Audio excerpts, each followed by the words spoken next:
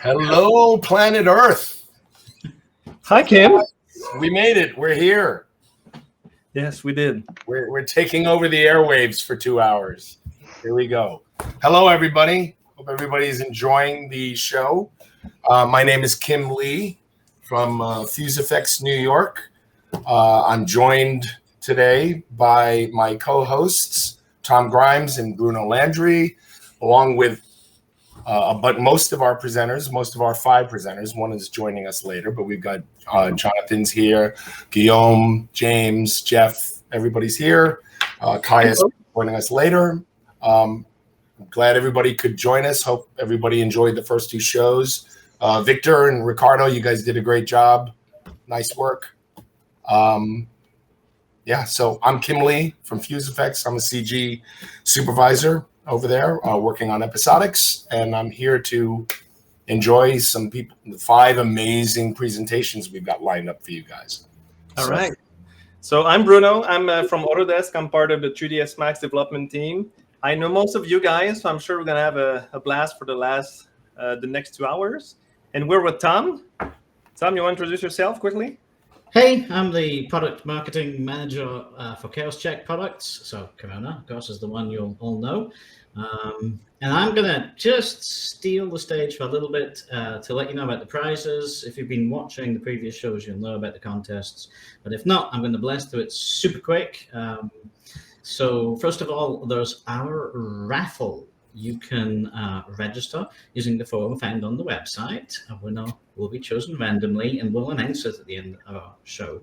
Prizes on that one are an annual Vive or Corona license, you get to pick, annual SiNi software license, and a free ticket for Creative Lighting's Lightmix class.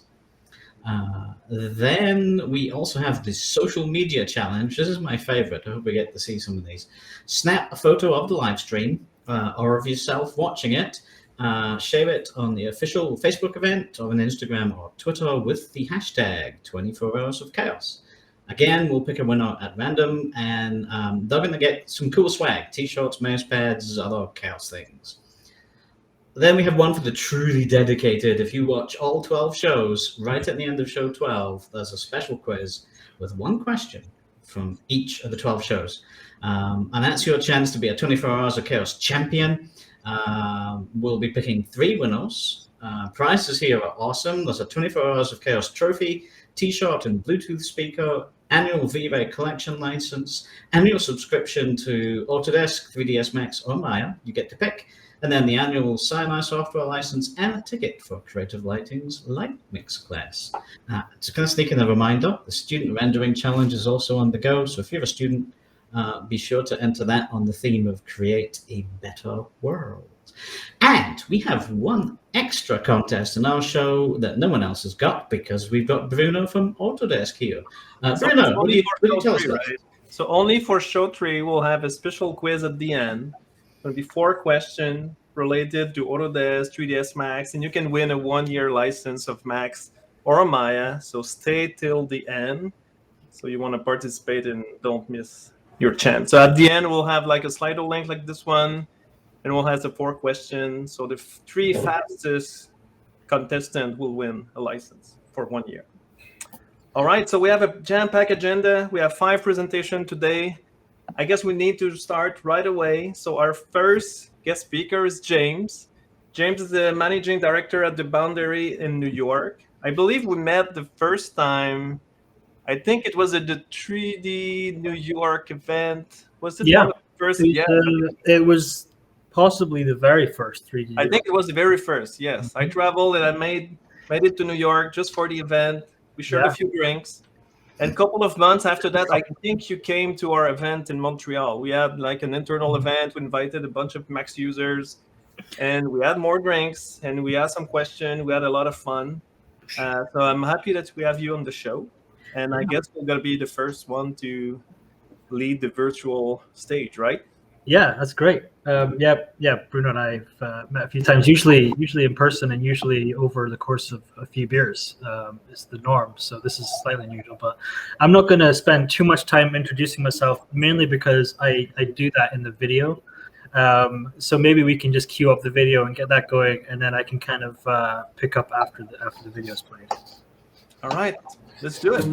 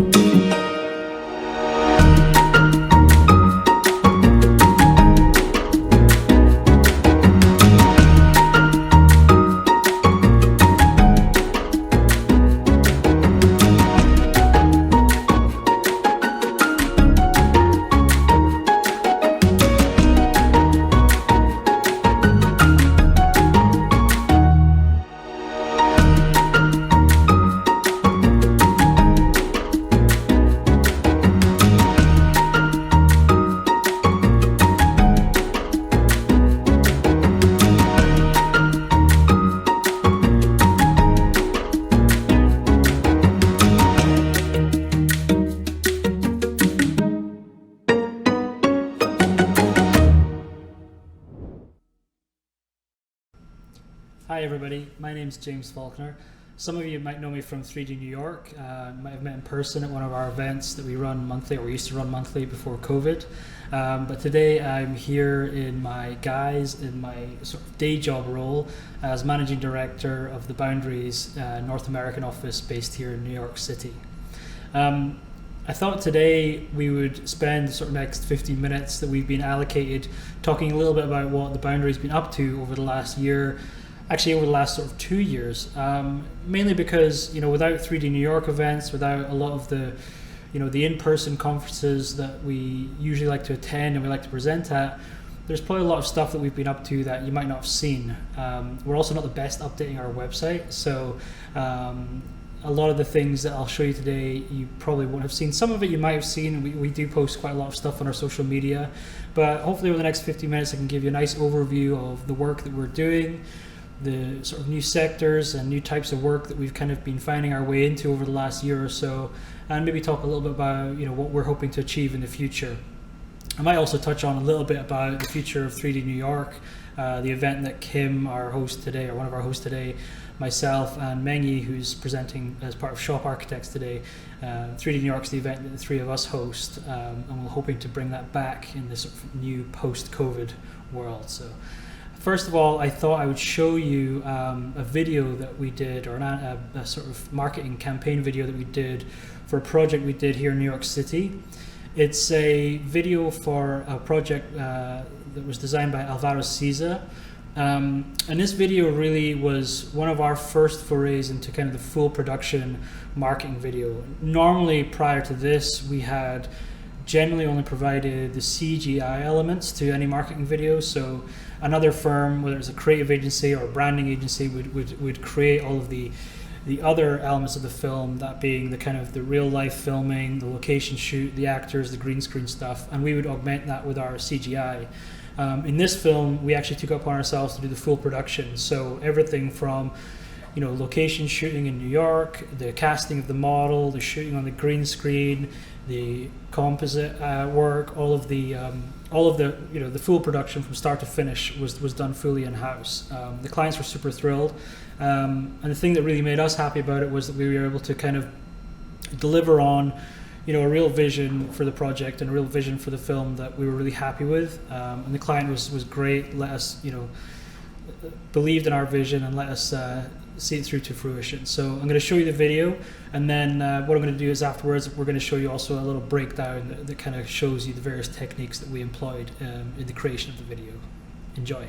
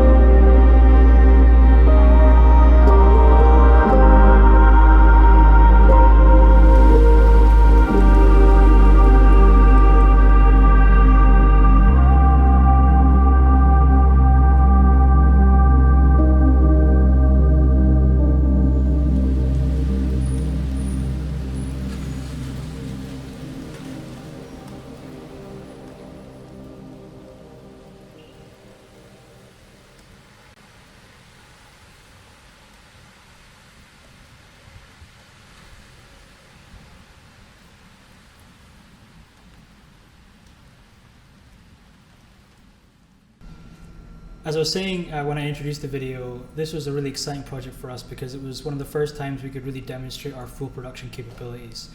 Rather than starting midway through a project or after a creative direction had been established, we were able to kind of direct the project creatively from the start in terms of this film in particular.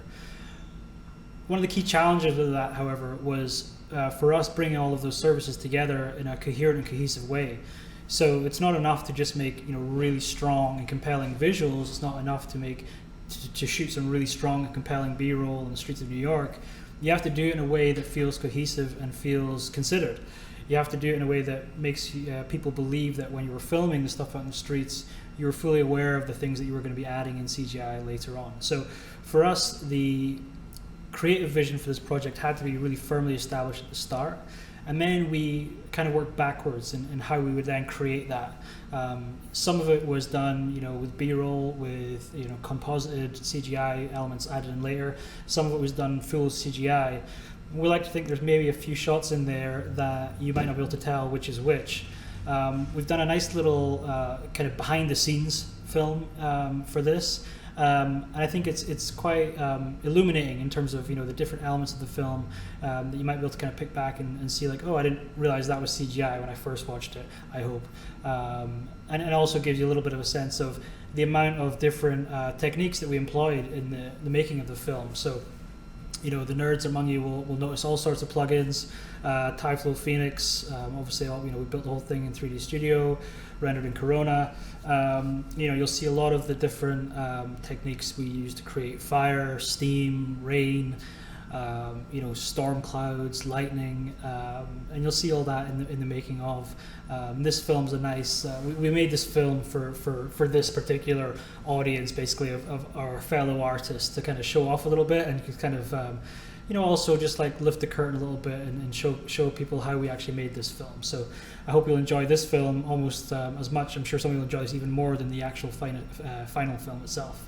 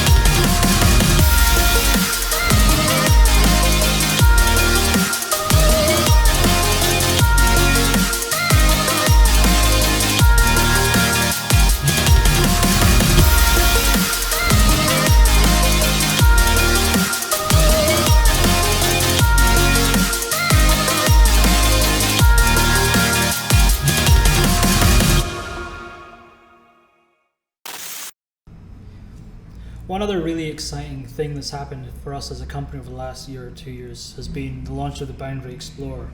That's our proprietary virtual tour platform that we built with VRPM. We understood as a company a number of years ago that virtual reality was going to play a significant role in the work we do, and that it would become something that most of our clients would start to request, and that has been the case.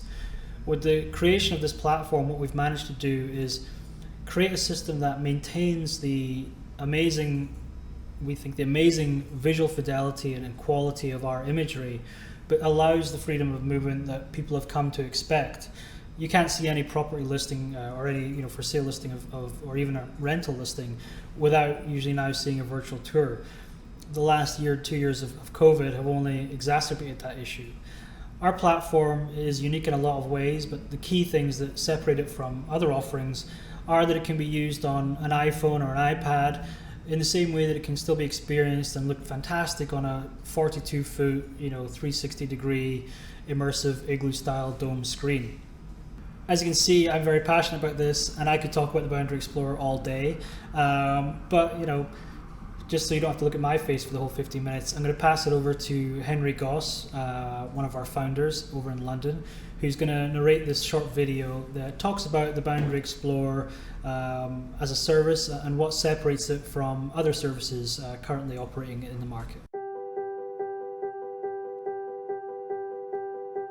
Forget everything you think you know about virtual reality. The Boundary Explorer is different.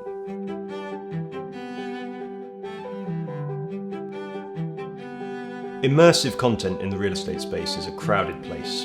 VR, AR, MR, you name it. Traditionally, there have been two main types of virtual reality. Firstly, static hotspot tours in which the viewer jumps from place to place, which can feel rather disjointed. Secondly, real-time gaming VR, which although gives you the freedom of movement, lacks photorealism and critically requires specialized computers, restricting the experience to the sales gallery.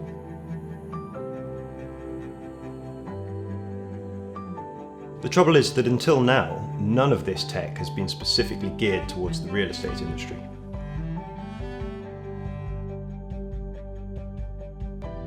The Boundary Explorer is a true game changer in the VR space. Built from the ground up during the past 2 years, we've managed to combine the photorealism of traditional hotspot VR tours with the freedom of movement afforded by real-time solutions.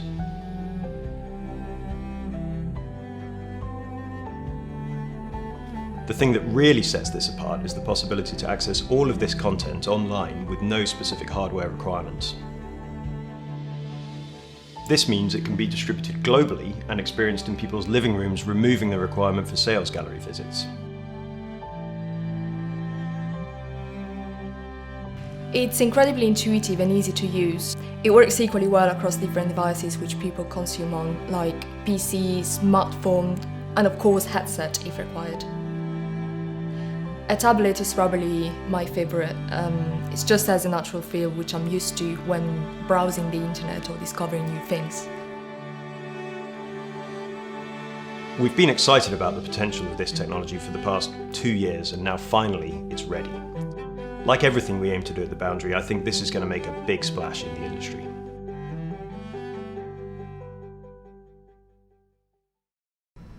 So I think that's kind of all we have time for, unfortunately. 50 minutes is not a long time, and I would be more than happy to sit here and talk to you for a lot longer about all the really cool and exciting stuff we have going on at the Boundary at the moment.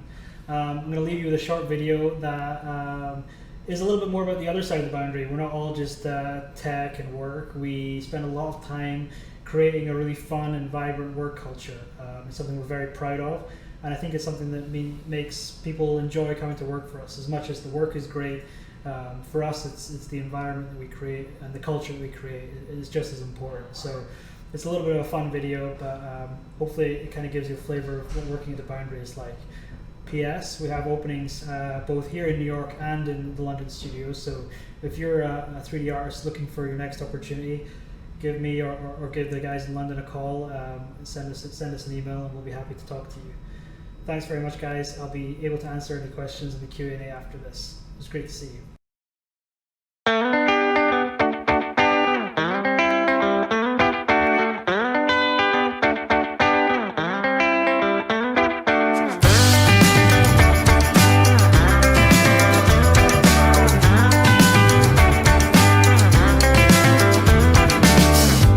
Get out on the ocean, if you sail out on the sea, if you get up in the mountains, if you go climbing on trees, oh, through every emotion, when you know that they don't care, darling, that's when I'm with you, oh, I'll go with you anywhere.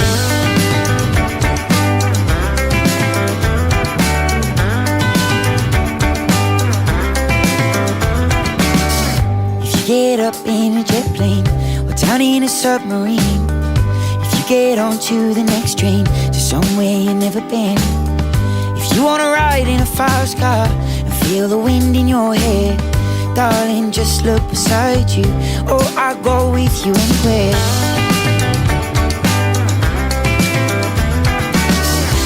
Oh, and I will be with you when the darkest winter comes.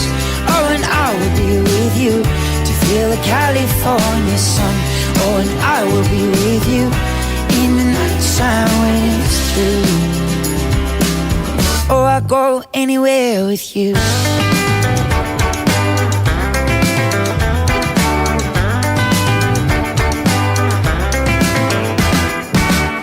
If you get up in the hillside, if you ride out on the plains, if you go digging up dirt, if you go out dancing in the rain, if you go chasing them rainbows just to find the gold ain't there, darling, just look behind you. Oh, I'll go with you anywhere.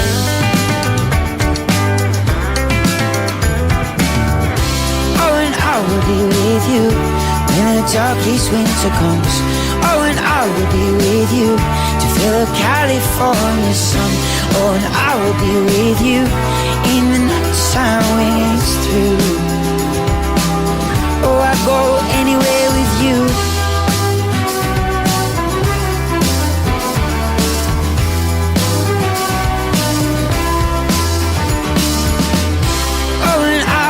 With you when the darkest winter comes.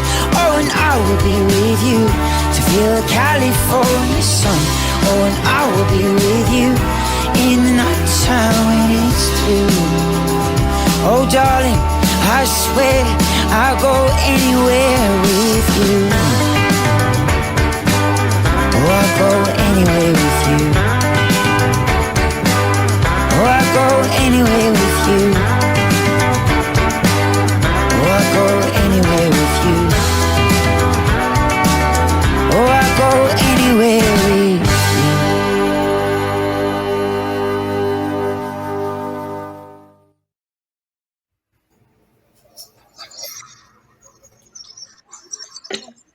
All right, thanks, James. It was great. Very Thanks, James. inspiring.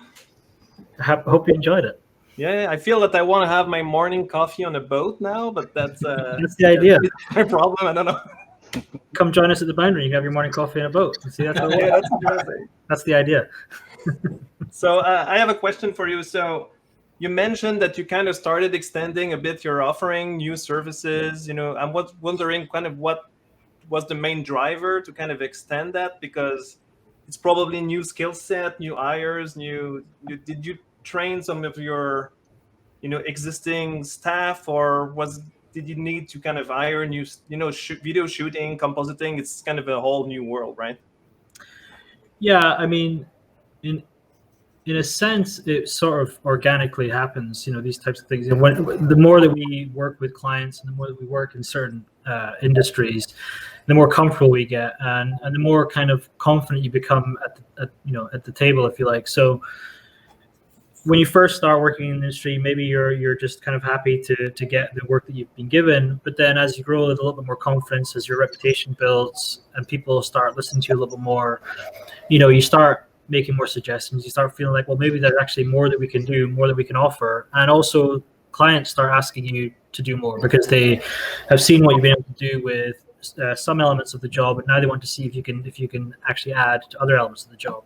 And this shift to the kind of full production video happened because we were consistently feeling that while we were really proud and happy with a lot of the CG elements that we've done in certain films, sometimes we felt like it would have been great to be involved at the beginning of the process. It would have been great to be involved in the creative direction of a project, in determining the direction, because we might have had some really great ideas that by the time we get involved, the direction is such that we won't be able to really apply those ideas. That film, for example, is a very stylized and a very specific direction, with the kind of moodiness and the kind of energy of New York, that kind of rainy day, kind of mean, grimy streets vibe that I think is has to come from the start of the project. It's not something that we could then just apply to any kind of film that somebody else has started working on. So for us, it was more we just wanted to be able to have a bit more control, and we were really lucky that we have super talented staff. Most of our staff generally are not just 3D artists. They tend to have really good interest in architecture, photography, filming. All of our guys tend to have some other aspect of, or whether it's a hobby or just another professional skill that they can bring to the table. So we have guys in our studio that are amazing 3D artists, but are also incredible photographers and videographers. So we were actually able to shoot all of that film with people that already worked within the office that were great 3D artists, but could also then apply their skills to photography and videography. And the great thing with that is that it means that when they're shooting stuff on video and when they're shooting out on the streets, they're in the back of their minds. They also know that they have to do it in a way that's going to make the job of the 3D artists back in the studio easier. So that kind of dual aspect that they bring is really important for us. So yeah, although now as we expand and we're getting into certain new sectors and really pushing it, we're bringing more talent in that do specialize in these areas. Initially, it came from the talent within the office. Mm-hmm. The need it wasn't so much of a need, it was more of a want. We just found this kind of work really cool, and we just wanted to kind of get into it. But obviously, I think we're all firm believers in adapting and making sure that we're not being too focused on one single sector or being too focused on one single service, because as we've seen in the last couple of years, you don't know what's going to happen. You don't know what's around the corner. Having a little bit of diversity in the services that you offer, diversity in the sectors you're operating in, is always really smart business. So it's something that we as a business are always aware of. And if there's new sectors we can get into, we're always trying to get into those as well. Thank you, James. So you mentioned like achieving the New York rainy day. So that rain looked fairly amazing. And there was a question in the chat. So what was used for the raindrop effect on the windows? Was there any particle effect? Was it particularly driven or procedural materials maybe? It was tide flow. And that's all I can tell you about it, because I don't know how that works. So that is, it's tide flow. We have guys in our office that are always experimenting and pushing the envelope. I think you saw in the video that we played at the start of, or the video that we played at the start of the video. The first part of my video basically was a little bit of a showcase that kind of highlights all the different things that we're working on. Every time something new comes along, everyone in our studio wants to get their hands on it. They want to try it out. They want to push the limits a little bit. Yeah, I believe, I might be wrong, I hope I'm not. I think that was Stephen in our office who did the rain for this project. He's got an Instagram, Coffee and Polly. So if you follow him, you'll probably see that he does some cool rain effects and he does some really nice work himself. But he did the rain on that project, and it was in Tyflow, and I agree, it looks great. Yeah, terrific. So thank you, James. That was awesome. Since we have a big agenda, yes. Thank you. So we need to go to our next speakers. Again, thank you, James. That was awesome. So our next speakers is Guillaume. He's the co-founder of the Montreal studio Edge Dimension. So fun fact, we met at one of our 3ds Max event, like one of the user group that we had in Montreal. And ever since I've met Guillaume, I was bugging him to do a presentation to one of the multiple events. I mean, I asked for D2, I asked for 24 hours of chaos last year, Max webinar. I asked you so many times, so I'm finally happy that you're here. So now I know that you guys are good. Now the whole world needs to know that. So I'm super happy. And I wanted to make sure that we kind of showcase some of the Montreal kind of homegrown talent. So thank you, Guillaume, finally, to have you on the show. Thank you for having me. Yeah. You're welcome. All right. And first, James, your video was awesome. You got me a bit worried at the end that the vacation video was all CG all along. but still, yeah, great job. Fantastic work. Thanks, man. But yeah, so I guess I'll let myself introduce myself in my video. So here it goes. Thank you. Thank you for having me. I'm Guillaume Renaud from Edge Dimension, and we specialize in 3D visualization and interactive applications. So here's a quick reel of our work.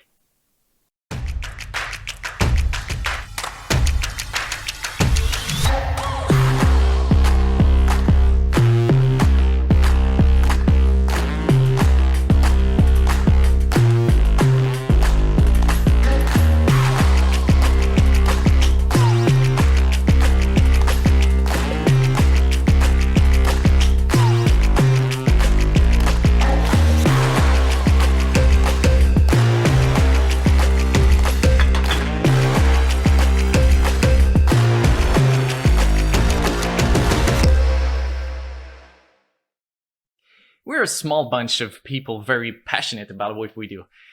And we're soon to be decade of experience. We learned a lot about our field, but also a lot about ourselves. And by doing things our own way, we soon realized that we like to do things a bit differently.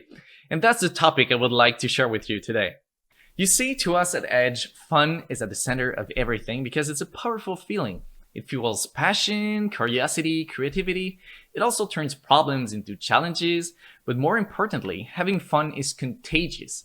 And it's within that mindset that we start every journey with our clients. You know how it is. We receive a brief, files, and designs instructions, and we get to work on new renderings. What we realized over the years is that the magic happens beyond the brief. Here you can see renderings that we've produced for bathtub manufacturers. The objective was to create elegant bathrooms that anyone could have in their home and showcase their products in them. Being very efficient, we finished the renderings with some extra time on our hands.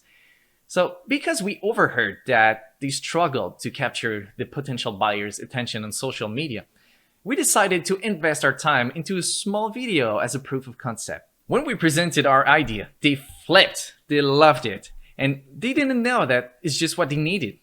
Because of that, we now have 20 plus of these videos in production right now. And that's when we realized that we have the power to shape our client's perspective. Here's another of our clients, a faucet manufacturer. We got hired to produce white background shots of various pieces of hardware. While the pictures were great for a catalog, there was nothing there that really helped to elevate the brand. So again, we took some spare time to produce a video, something more creative and visually bold and audacious. The result was that it opened their mind to new creative possibilities, and we're now producing very exciting renderings in collaboration with artists from different fields. Again, an air filtration system company wanted us to produce a video presenting the product and its various features. While the instructions were quite clear and they really looked like they knew what they were looking for, we took upon ourselves to widen their perspective a bit. The team here agreed that this project needed to be spiced up. So we added a touch of creativity by complementing the product with a different environment, especially crafted and thought for the product. Like the archway in the background, that is the same shape and color palette as the central button. Or like here, the shadows that you see on the right, they are actually cast by the top piece of the product. So the client was very impressed and they embraced our idea. And as a result, we secured ourselves a place as a trusted partner that has the best interests of their client at heart, even if it means going off track from time to time. Rapidly, we realized that we didn't need to be scared about reinvesting our spare time into our projects. As we were transforming them into more fun and meaningful adventures, there was a clearly positive return on many aspects. So we literally made a habit out of it. Even the smallest of details have the power to cause big reactions. Like this project here, a very talented designer, Catherine Braconnier. She designed a collection of tiles inspired by her passion for horses. So we integrated a photo of her very own horse into our rendering, and she was ecstatic about it. Or here, with another client, Magnum Cellars. As we needed a close-up shot of his new Cellar Series wine racks, we created a custom label. So we named the wine bottles after the company owner's name, Jean-Philippe Laroche, and he was both amused and flattered by our initiative. Here, another client was taking pride in the craftsmanship of their chairs. And as they were afraid that virtual close-up shot would never capture the essence of their product, we took upon ourselves to reassure them by slipping this extra detailed shot with modeled stitches on the final delivery. But sometimes the biggest reactions we get are somewhere we don't expect at all. We built a real-time virtual tour for retirement homes. And as it was destined to run on a touchscreen, we added water ripples over the pool when you run your finger over it. And these are elderly people, so it absolutely blew their mind. To them, it was like magic. It turned the sales experience into a surprising and memorable experience. Magic is fun and all, but now you might be asking yourself, how can we still make money out of this extra time we spend on each project? And the answer is simple, actually. To experiment a lot, we need fast and flexible, efficient tools to help us shave time somewhere else. So just like experimented musicians, our instruments must not become a barrier to our creativity. So that's why we use 3ds Max, Corona, and sometimes even our own specialized tool. Like in Corona, the material library is an incredible feature that really helps us give a solid and realistic base material for our renderings. And speaking of rendering, the interactive renderings feature also speeds up the workflow a lot by displaying the end results in real time. And for lighting and compositing, it changes everything.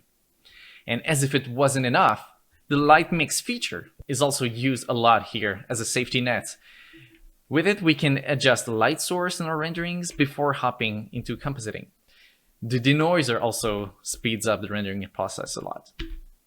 The 3ds Max one-click integration with Megascans saves us a tremendous amount of time to add photorealistic assets to our scenes.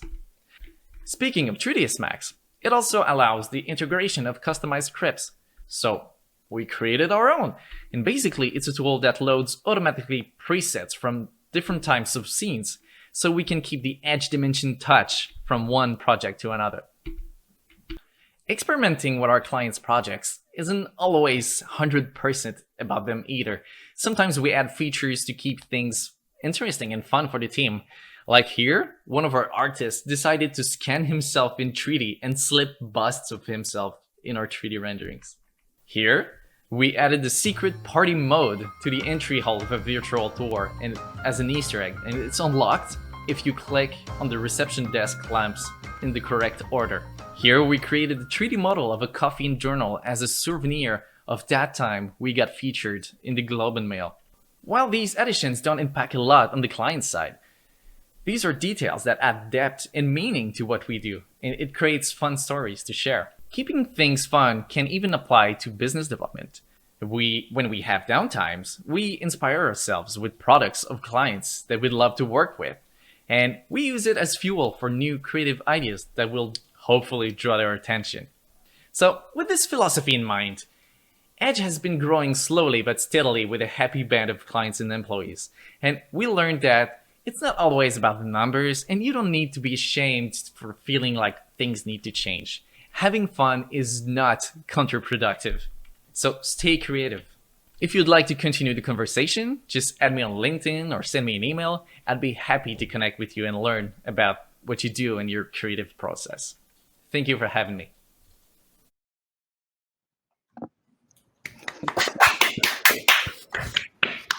Thank you, Guillaume. It's funny because I'm in the process of remodeling my bathroom. I could use that script, seriously. I'm not even joking.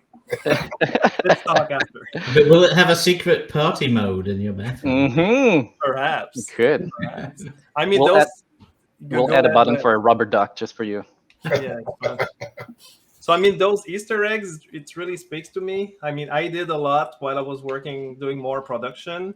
So I'm curious, anyone on the show online, did you add any Easter eggs in your project? I'm curious about Kim. I mean, in VFX, I mean, it must be challenging to add any secret Easter eggs. I mean, probably. I mean, once in a while we do it. I remember a few years ago we had a truck coming towards camera that was going to be crashing, and we put one of our visual effects supervisors' pictures in the driver's seat. But it's so dark behind the reflection, like no one would really see it. I was going to say, is there such a thing as downtime in VFX for you to actually put these Easter eggs in? Not really. No. Which actually, I had a quick question. You have like 20 of these videos in production, right? Mm-hmm. Yep. What's the usual turnaround time? Actually, we can produce them quite fast. We can get one done in about 2 or 3 days of production each. Of course, there's the animation part and the rendering, but these videos are based on actual renderings that have already been done. So the lighting already looks good. So the conversion to video isn't that time consuming, actually. Yeah. We should make sure we have a solid base. Watching this, right? We want to make sure it's only content creators are watching this live stream, not clients. You don't want them knowing that. So, well, I don't know the exact hour to be honest, but yeah, it should be around 2 days for videos. Have you ever run into any pushback from clients who think you've gone too far with, coming up with ideas they hadn't thought of, or are they usually pretty open to it? No, actually, we embrace ideas from clients. These are actually our favorite clients. The ones that like to that put ideas on the table, because we can work with them, and we love to speak to people that are as crazy as we are. and yeah, definitely we prefer working with clients that have their mind of their own, and they do have the opinion, but still the open-mindedness to create more things around their project. But it's not always. Here's the thing: it's not always about selling something. Yes, the selling point is important, but the whole story around it, this is even more important, and that's what we like to work around, because from that story, if you really get the client's point of view, you can create so many fun ideas to take the project further. That's true. So one of the questions we had on the chat was, what's your takes on staying creative? Where do you get your creativity? What's kind of funnel it, or how do you deal with that? Actually, in our company, we have a channel called Inspiration, and we love to, every time somebody finds something special, finds something beautiful, we share the link. Follow this person on Instagram. Follow this one on YouTube, and we share these guys just released something that's absolutely stunning. And you know what? Tomorrow morning's meeting, we're gonna talk about it, because this really deserves our attention. And how did they do that? And we work around this. So I think inspiration is a crucial part of creativity. Yeah. Wise words. Yeah, great work. Thank you. One question in the chat again. So where would you start to get into Max scripting for 3ds Max? Where would you start? Did you had to take any simple programming in general, or what's your kind of journey into Max scripting? Unless it's someone else on your team doing it, I don't know. Because it was a one-time thing that we did, because we noticed that we were spending a lot of time on things that were repetitive. If we use this preset of furniture, if we use this lighting preset, we all had our formulas that we knew that were working, but we had to take everything together. So we created this script to make things faster, but also to make sure that from one artist to another, we use the same sort of recipe. Mm-hmm. So that was more of a one-time thing. So we hired somebody to do this specific part. So unfortunately, I don't have any recommendations on the matter. That's fine. And one last silly question from YouTube, maybe someone that you know. What do you eat to get this good looking and awesome? From GD. Wow. Is it a Max script? Is there a Max script for that? I can use it. Perhaps. Well, thank you, GD. I eat a lot of vegetables and I work out. Why didn't I get that question? Sorry, James. I'm sorry. Unbelievable. All right, thank you, Guillaume. That was awesome. Any last comment from our hosts or speakers? I thought that was amazing. Really interesting. I thought from a business perspective, it was a really interesting take on how you're always thinking about ways to create new business for yourselves rather than waiting for stuff to happen. Mm-hmm. Being proactive, encouraging and engaging clients by showing them what's possible.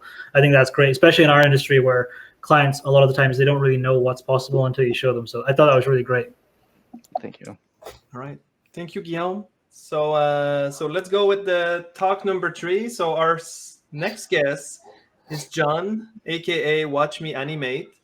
So I remember, John, I thought I saw you for the first time in an event in Montreal called Adapt. I think you were involved in this, right? So a long time ago, you were, That's a long time ago. It was an Yes. event we co-founded way back. It was, let me tell you, it was quite the adventure for a non-events person. When you throw in an artist into creating events, it's a whole other world. But we had a blast. We had a great time. I met a lot of wonderful people, and the people that were involved were very, very special, very dear to me, and it was a fun experience. I hope you enjoyed your time at the show. Yes, I think there was like 2 or 3 editions. I was at all of them. So I was kind of secretly a fanboy following you from You're hilarious. Behind the. Well, it's And very, when I appreciate first it. reached out on LinkedIn, and you were, I'm not so sure. I'm not really doing any rendering. I'm more of an animation guy. And you were like, let's talk for 5 minutes. And I think we chatted for like 45 minutes on, the industry, animation, all kind of very inspiring discussion. And when you replied to my message, I kind of had a nerd gasp because I was following you for a while. So I was really happy. So I'm super happy to have you on the show. You're kind of the super good animator. So I can't wait to see your presentation. Actually, I had access to your video, and on purpose, I did not watch it just to get the the live. I appreciate it. I want to say we're among a wonderful group of talent. Everybody that's been before us doing a great job. Everybody all over the world watching right now, tuning in. We want to welcome you. I hope you're enjoying the show. And just a fun little side note. I was hesitant on the when you first LinkedIn because making presentations in my world as an artist takes a long time. And I'm like, oh my God, what am I going to do? I got to do something different. And I was scrambling. But I think you're going to enjoy this presentation. Yes, I'm sure. All right. Enjoy the show. Thanks. Hey there, friend. Welcome to the show. John's going to be here in just a minute, but he asked me to give you a little tour of his personal art gallery. Shall we? On the top left is an image of ASTARTES, a project created by the amazing Sayama. John secretly worked on this project, and he'll tell you more about it today, so you won't want to miss that. Below ASTARTES, you'll find Jago hanging out with some of John's favorite comics. That light box you see made a few appearances in Watch Me Animate's intros. Jago was created with papercraft, by the way, and he's quite cool to see in person. In the middle, you'll see some of John's favorite YouTube banners that have been seen throughout the years. On the right side, we find 2 pictures of John's favorite video game characters of all time, Jago and Jumper. Jago is Ryu from the Street Fighter series, and Jumper is, of course, Super Mario from the Nintendo Entertainment System. Oh, and on the wall, John scribbled some fun stuff as an homage to some of his best memories growing up. See if you can recognize any of them. Oh, hey, John's here. Enjoy the show. What is going on, my fellow Chaos friends? It is great to be here with you. My name is Jonathan Abenhaim, and I'm a professional animator, and I also run a YouTube channel called Watch Me Animate. Now, it's been 15 plus years on this animation journey, working on AAA games, mobile games, TV shows, films, and most recently a YouTube project that you may have heard of called ASTARTES. More on that later on. Now, when I say it's been 15 plus years, I'm referring to my professional career as an animator, but the desire to become an animator and eventually end up creating a YouTube channel, believe it or not, that seed was planted a long, long time ago. Let me take you on a trip down memory lane, and can we pull up my old Mac, please? I don't know where you are, Mr. VFX. If you can do that for me, please. Thank you. This is my big brother Dan and a Michael Jackson poster in the background. Now, if you don't know who Michael Jackson is, we can't be friends, I'm sorry. In 1977, my brother Dan picked up an Atari. Now, I wasn't born yet, but he was still rocking the Atari in single-player mode, so he says. In 1982, my brother upgraded to the ColecoVision. Q*bert, Zaxxon, and Donkey Kong were some of my favorite video games. In 1985, things got real. The Nintendo Entertainment System arrived to my house thanks to my big bro, who clearly had good taste in consoles. Super Mario and Duck Hunt was what I'd like to call real love at first sight. When 1990 came around, this showed up in my basement, a 386 DX2 66 megahertz with turbo. Turbo was very important back then, and I think it still is. I mean, if you think about it, you can pretty much add turbo to anything and it sounds cool. For example, V-Ray Turbo. Not bad. I know you're feeling that, Caius. Just remember who gave you the idea. In 1991, Terminator 2 dominated the movies, and I told myself that CIG thing stuff, whatever they call it, that's really cool. And then in 1993, Jurassic Park blew my mind. I told myself I need to figure out how to get into a school that teaches this stuff, and I'll spare you my school adventures because I can dedicate an entire episode to that. But let's just say, I graduated from multimedia and design. Yes, that was the name of the course. And this was my demo reel and a few copies, of course, just in case the mailman dropped the package on his way out to deliver it and damaged the cassettes. That was a thing, believe it or not, back then. To celebrate my school graduation, I got myself my very first camera, a Sony Mini DV Handycam. Editing became my new love after Mario and Duck Hunt, of course. I got myself my first job at Ubisoft, and this was the very first game I worked on, Disney's Jungle Book Rhythm and Groove. When I got my first paycheck, I got myself a cell phone. Batman Vengeance was the second game I ever worked on, and when that game was released, I upgraded the phone to a flip phone. Not bad. The first blockbuster I ever worked on was Splinter Cell. This game put Montreal on the map, but big time, and it also gave me the confidence to try out a new industry, television. But to get into this TV show gig, this company required an animation test. So I got a scene with a velociraptor and was told I could do whatever came to mind. This is what I submitted. Now, this is pretty embarrassing to look at. It's pretty embarrassing to look at this shot and believe I actually did get the job. But hey, I wasn't complaining. Discovery Channel's Dinosaur Planet, that was the show we completed. And oh, was it a special production experience that I do not miss at all. If Chaos invites me next year, I'll be sure to tell you the rest of that story. After that production ended, a good friend of mine from CG Channel asked if I'd be interested in creating an animation DVD. By that time, I had clocked in hundreds of hours editing videos on my Sony Handycam and decided a DVD animation course would be a great test.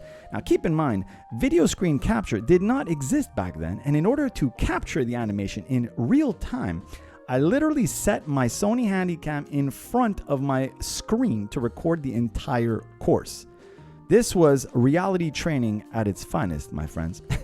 CG Channel's animation series, Volume 1, Manwalk Cycle, my very first animation course on DVD. It was released on CG Channel, which was the website for all CG news back in the early 2000s. Alrighty, let's continue, but I need my laptop for this part. So, VFX peeps, laptop, please. On July 27th of 2016, I decided to create my own YouTube channel called Watch Me Animate. I challenged myself to create content that would use all of the skills I learned throughout my career and continue to learn. And more importantly, I wanted to show my audience how I approach animation from start to end using a workflow that I continue to use to this very day. Now, instead of animating the coolest high-res models done by industry pros, I decided to go in the total opposite direction to create and animate the most basic low poly models imaginable with no textures. Imagine PS1 like graphics, or if you're a diehard PC fan like me, Out of This World or Alone in the Dark, two amazing games by the way. Learning animation isn't about using beautiful models with rich textures and complex rigs. It's about mastering body mechanics and locomotion and having proper animation workflows. Now, don't get me wrong, I love animating super cool high-res models with complex rigs, but what better way to demonstrate the effectiveness of an animation workflow than to test it against the most basic shape in all of 3D graphics, a cube. When you think about it, I'm literally bringing boxes to life. Now, the characters I've animated on my channel are an homage to some of my favorite video games and films growing up. Jumper's inspiration is, of course, a Super Mario from the Nintendo Entertainment System, one of my favorite consoles of all time. Jacked is a throwback to the original Hulk TV series played by Lou Ferrigno. Shout out to anybody who remembers that. Rex is the legendary T-Rex from the original Jurassic Park film, which was the movie that inspired me to get into computer animation. And Jago is inspired by Ryu from the Capcom Street Fighter series. I have fond memories of playing the original Street Fighter in the arcades, and just so you know, it is way cooler than sitting on your couch and playing it. Animation requires workflows, and the workflow I absolutely love to use is called the layered method. Now, without getting too technical, it means that you're building up your character's performance starting with the driving force, and then you layer in the next body part in the character's hierarchy and continue that process until the entire character comes to life, as you're seeing in this Jago solar plexus strike example. Here's another example with Jago's standing roundhouse kick. Every time the animation repeats itself, you'll notice an improvement in the quality of the animation. That's the layering method in action. I keep layering in another level of detail until the animation looks and feels great. All right, now I've been talking about workflows and my love for the layered method of animation. That's what I use to bring my low poly boxy characters to life on my Watch Me Animate channel. More recently, I've used this very same workflow to help out a friend of mine on the animation and look dev side of things for 2 shots on his ASTARTES project. I did get Sayama's blessings to share this with you, since these original 3ds Max shots have never been seen before. This is the first time they're actually being shown. So the first shot is a fight sequence between a Lamentor and a group of badass orcs. You're watching the very first preview video I made in 3ds Max, and this was a first pass on the timing. And as you can see, it is extremely rough and totally off, but you gotta start somewhere. Now, as you continue to watch the progression of these shots leading up to the final shot, the main point I want you to remember is that without proper animation workflows, animation is very difficult. I'm sure many of you watching are quite surprised to see that these shots were animated using the 3ds Max biped rig. Now, without getting too technical, most animators understand that the 3ds Max biped does not support F-curves. So, how exactly was I able to animate these shots without the use of F-curves? The answer is workflow. The very same workflow I demonstrate on my channel is the same workflow I use to animate these ASTARTES shots. When you have a proper workflow, you can animate without F-curves. It's not easy. It is not easy, but very doable when you understand how to apply your workflow to the shots. Now, don't get me wrong, I love using F-curves, but this ASTARTES project clearly demonstrates that it's not the software or the rigs that dictate the quality of the work. Now, here is the final shot after Sayama has worked his magic, blowing our minds, and no pun intended, with unbelievable visuals. Here it is again with the sound.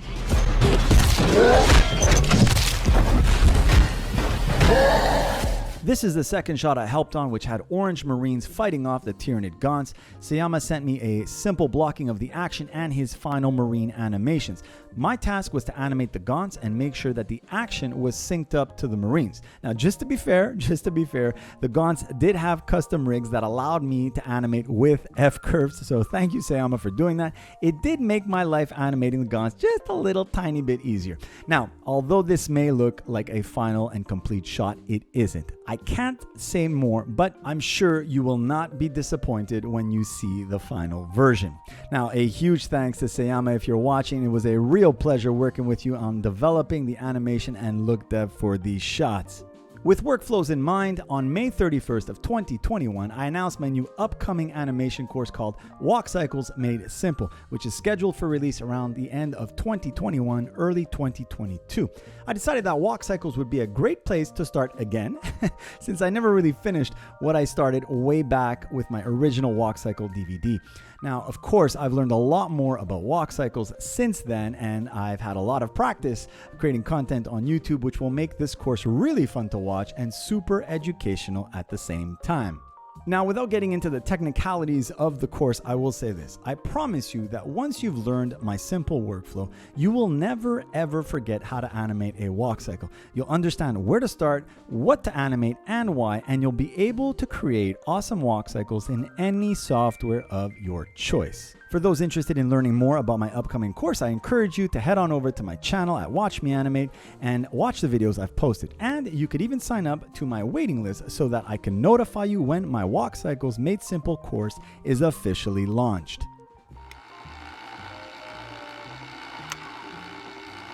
All right, all good things come to an end. Unfortunately, we can't go any longer. I hope you enjoyed your time with me. I had a blast sharing my story with you. If you have any questions or comments, you can drop them in the comments below. You could even reach me via email at watchmeanimate@gmail.com. Show Chaos some love, hit the like, hit the sub, share this video. go on over to my channel as well. Do all that good stuff. And thank you so much. And maybe I'll see you again sometime. Caius next year, if you remember. Ciao.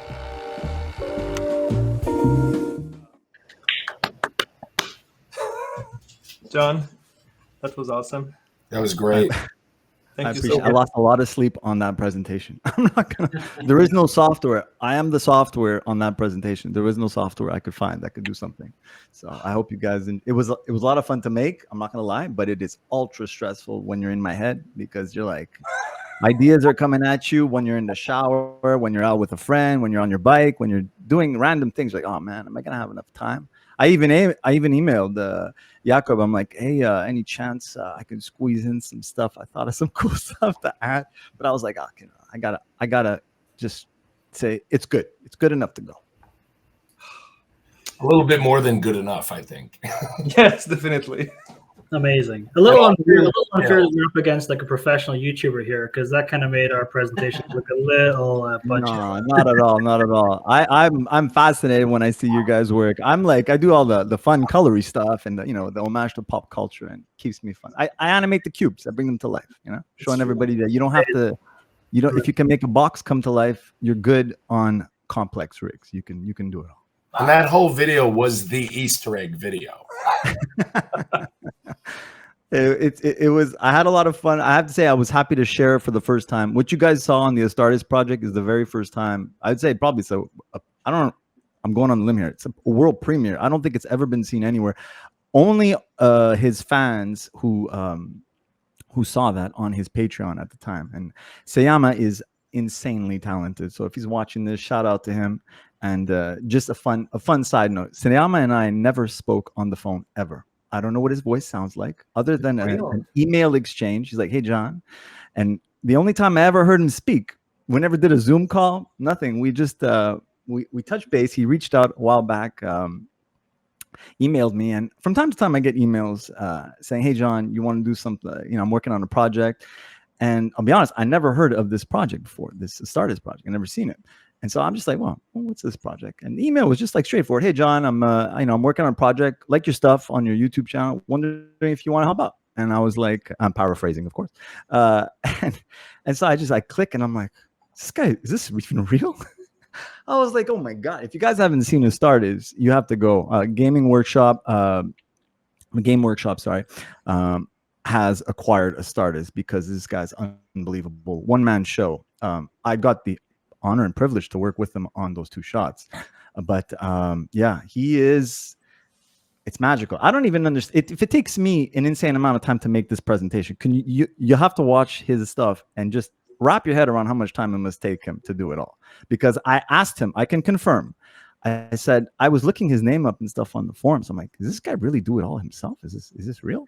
I asked him in an email, hey, Sayama, is this real? What I'm reading in the forums that you're doing this by yourself? And he's like, yeah, John, I'm just geeking out. I know. And he's like, LOL. And I'm like, this guy's insane. I'm like, let's do it. And that was it. It was the only time we ever exchanged. I heard his voice. I have to say was in when I sent him a shot to get revision. Instead of notes, I would just record myself saying, hey, Sayama, this is what I did in the shot. This is in the video, whatever. And then he replied back with his notes, voice. And that was the first time I heard him talk. But yeah. He's a super pro. I mean, he gave me the shots, direction, super clean, super clear. And most of all, the best thing, I'll say this. I'm like, Sayama, do I have to animate the shots like realistically off camera? Got to keep the physics correct because, the VFX stuff. I don't know how he's doing his VFX work because, you have certain rigs that have CFX. You got the whole VFX department has to have the rigs in like physical proper positioning, so that there's like the motion blur works and all the other stuff that works with the rigs. And I'm like, Sam, do I have to when the character's off camera, like how much can I cheat? He's like, John, do whatever you need to do to cheat the shot. I'm like, you're the best.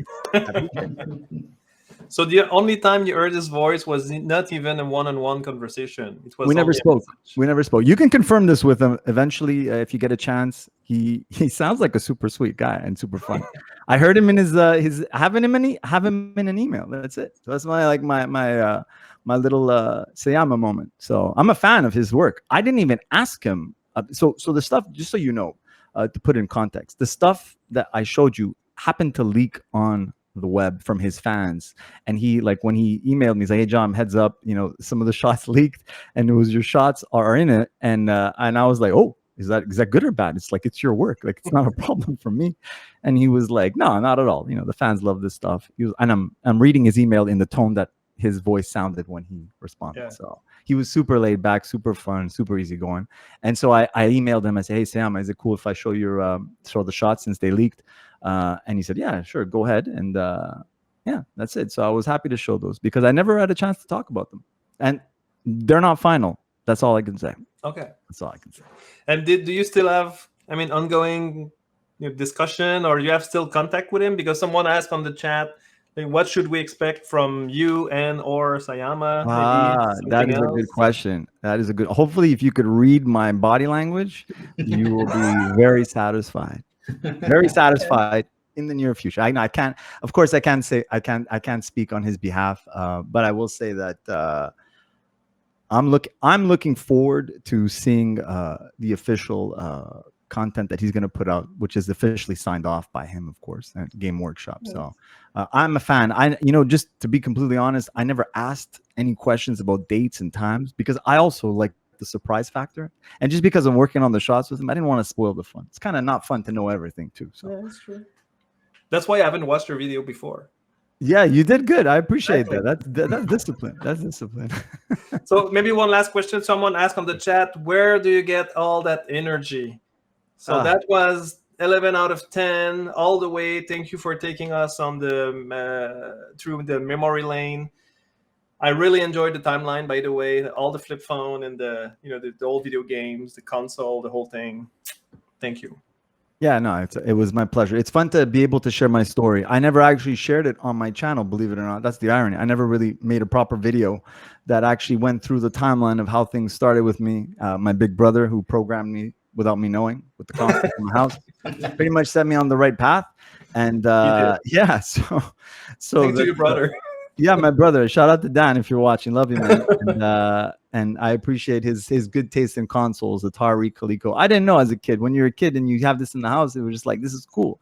And they're like, I want more. I want more. So it was fun to tell the story, finally put it all together. And the creativity comes from, I take creativity from everything. From everyone, that, like the things that I enjoy, that are not related to 3D, because I'm so into into the industry. It's fun to disconnect and do other things and find inspiration from that. That's where we get the energy. It's not, listen, I might be energized right now talking to you. The reality is these things take a lot of time. Everybody on the panel knows this. Yeah. We have days, sleepless nights. It's all good when we do a nice presentation and we're on camera. It's all good. But the reality is it's a lot of work. It's a lot of work. It's not, I wanted to be a professional hockey player. I knew how to skate and I had a stick, but I never made it to the pros, So, it's not easy. It's not easy. Everybody likes to think, it's easy stuff. These guys make it look easy. It's not easy. There's a lot of sacrifice, a lot of time, family stuff. You got to put a lot of hours, but it's something that we love. It's a passion.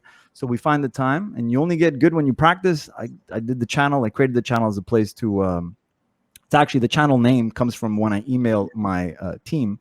Whenever I had a team, I was mentoring a couple of animators. I would always email my team, like, "Hey guys, why don't you roll your chair over to my desk so you can watch me animate? I'll do the shot for you. So if you to understand the flow and then how the workflow and all that stuff." So I'm like, I need a name for the channel. I'm like, I should just say "Watch Me Animate," because that's what I would tell my team. So I'm like, that's where the channel name came from. And yeah, so we try to find the energy from all things. I have a few fun channels that I check on YouTube here and there that are completely non-related to animation.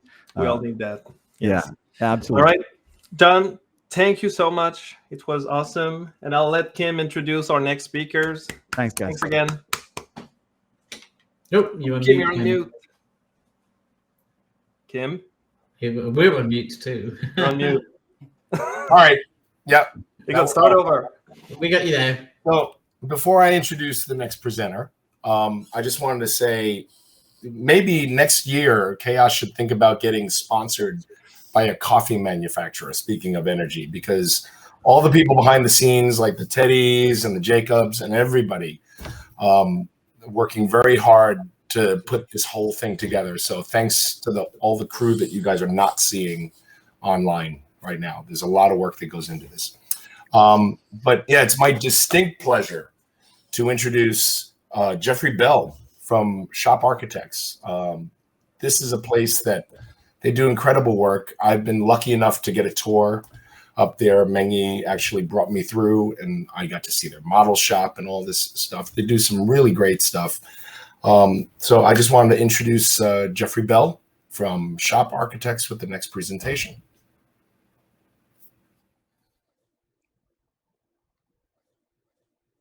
Hi. I guess good evening from New York. We are Shop Architects. I am Mengyi Fan, the Director of Visualization here at Shop Architects. And I'm Geoffrey Bell. I'm a Senior Associate with the Digital Design and Delivery group here. And so we want to talk a little bit about what we do, who we are, and what's next at Shop. And before that, we really do want to thank Caius Group for giving us the opportunity to present all our work with you today. And so just a little bit about Shop before we go forward.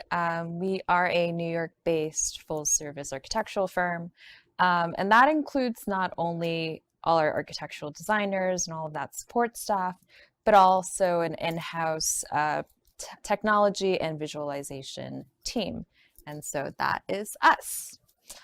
And our work spans the globe. We are based in New York, so a large number of the projects are here locally in New York with us, including the Barclays Center in Brooklyn, along with these 2 towers that are under development right now in New York.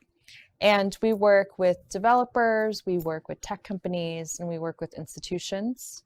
But it's not just limited to that. In addition to being diverse in location of our work, we are also diverse in scale and program. And so in addition to these arenas, these master plans, and these skyscrapers, we also routinely take on smaller scale projects as well that explore experimental material use and study the impact of smaller interventions such as this phone booth project on local communities.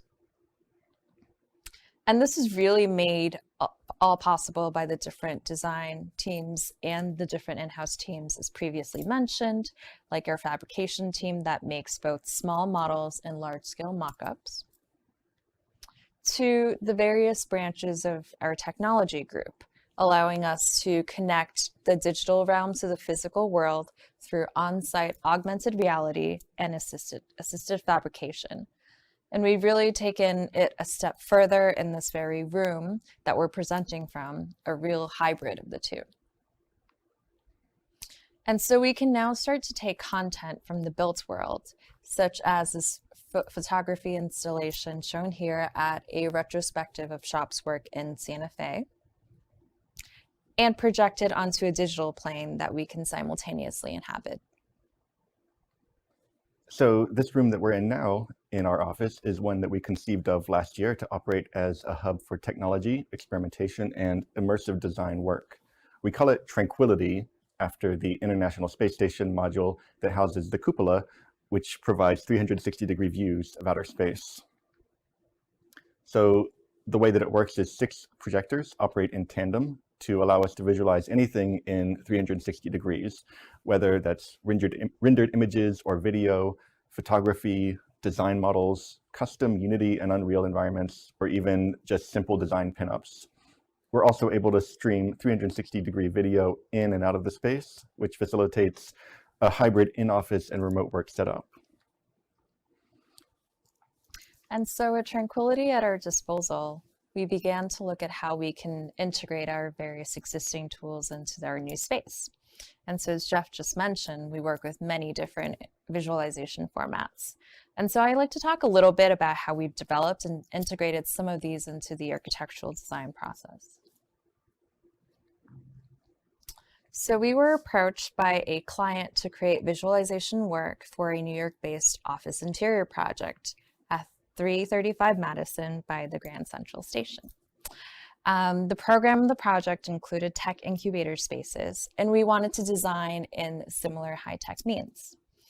In addition to doing traditional still renderings, we created a real-time model in Unreal Engine that would allow us to fully capture the building and allow the client to experience it in ways that were only possible through an immersive experience. We were able to translate our assets created for the still renderings into the real-time model and coordinate it with the design team to make sure that things were accurate. And in addition, the contractors eventually used that model as a tool for coordination, making sure that every detail looked correct and that the finished building really matched the original design vision. And so here are some of the renderings that we produced for the project, working both closely with the client and the interiors team to make sure all the details were there. And the client was actually so eager to be involved in the process directly that they bought their own headset for these design reviews, so that in the same fashion that we did on the architecture end, they could also review in a similar process. And this really allowed us to work super accurately. So the real-time model became that reference that everybody could look to, resulting in this fully realized project, as shown in these photos, which matched our vision one-to-one. So while our previous project was a great success for us as a verification and construction tool, we wanted to bring a higher level of resolution to our next project, which is an institutional project here in New York as well. The final real-time deliverable in this case also had to be used to market the building itself. And so material and shading accuracy really became far more important. Like Madison, the project shown previously, this required a combination of both still renderings and a real-time, but through a much more porous process through which we can craft both simultaneously. We also really had to consider how the model would run in a VR headset as well, to be used for animation and to extract stills.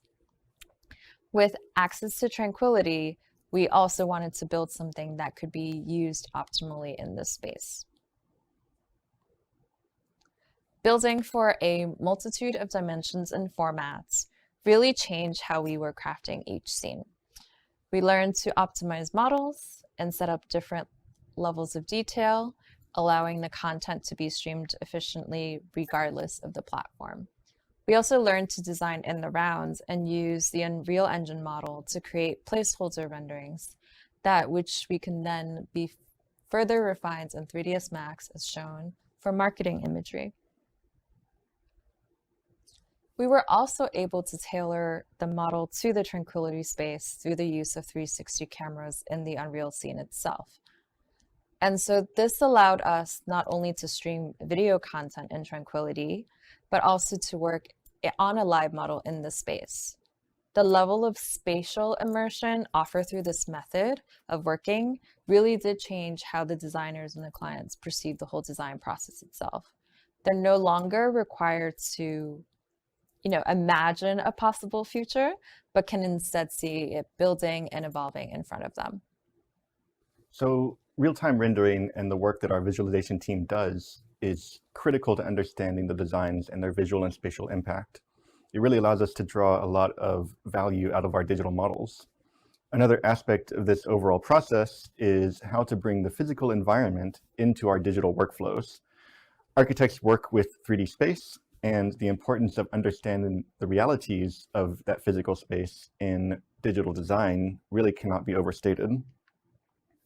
So I'm going to follow up with a brief sampling of how reality capture or 3D scanning has impacted our design and visual workflows, briefly touching on a few different topics from the obvious overlay for clash detection to asset capture for visualizations, virtual interactive scanned environments, exhibitions, and then what we see as the future with real-time scanning. So Shop began 3D scanning for, I think, the same reason that most architecture offices probably do, which was to overlay our design models with real-world conditions for clash detection, understanding site constraints, allowing us to very precisely fit our design into existing conditions. What we quickly found was a huge amount of value in this, especially in projects where our work was designed to a much more precise tolerance than typical construction. In the case of this project, Nassau Coliseum, we found that the actual building conditions we were designing the new facade for were very different from what was expected. but we were able to use this scan to adjust our parametric models to fit and allow everything to be assembled very simply on site. We're also actively doing this on a project in Gaborone, Botswana, where we're coordinating detailed 3D model delivery from our office in New York using periodic scans in Botswana to allow these large prefabricated rain screen facade units to be able to fit exactly where they need to and be accurately assembled to sub-millimeter tolerance. The ability to pull in 3D site data on an ongoing basis has become especially important over the past year and a half, as access to construction sites, and especially international construction sites, has become much more restricted. This allows us to move forward remotely and creates a single source of truth in the model that describes the physical construction. And then moving on, the expertise that we developed using this kind of reality capture led us to ongoing work with the Intrepid Sea, Air, and Space Museum here in New York. The Intrepid is a retired aircraft carrier that was operational between World War II and the Vietnam War.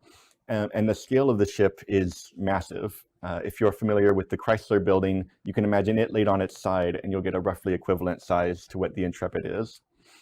The engineering of the ship is also really mind-boggling, and the spaces that you find throughout the ship are impossible to understand in just 2 dimensions. So working with curators and the facility staff, an ambitious project was launched to 3D scan the entirety of the ship and begin to use that data to make otherwise inaccessible spaces accessible to the public in new ways. This allowed virtual access to the scan itself, but also new techniques for visualization, including VR and AR, in which visitors might see the ship as it was in different points in its long career, relive exciting moments, and really better understand the technology that made it all possible.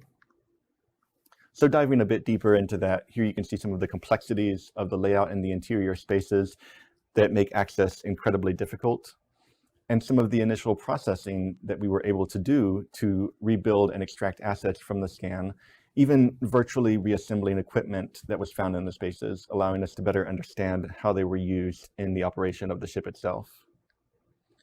And so we begin building a library of assets that are reusable in the digital reconstruction efforts, and which we can assign metadata to, such as manufacturer of the equipment, commission dates, assembly, location, and whatever is relevant. So this creates a really invaluable spatial and visual database that can be folded into future exhibitions, can be used by the facilities maintenance staff, and for education.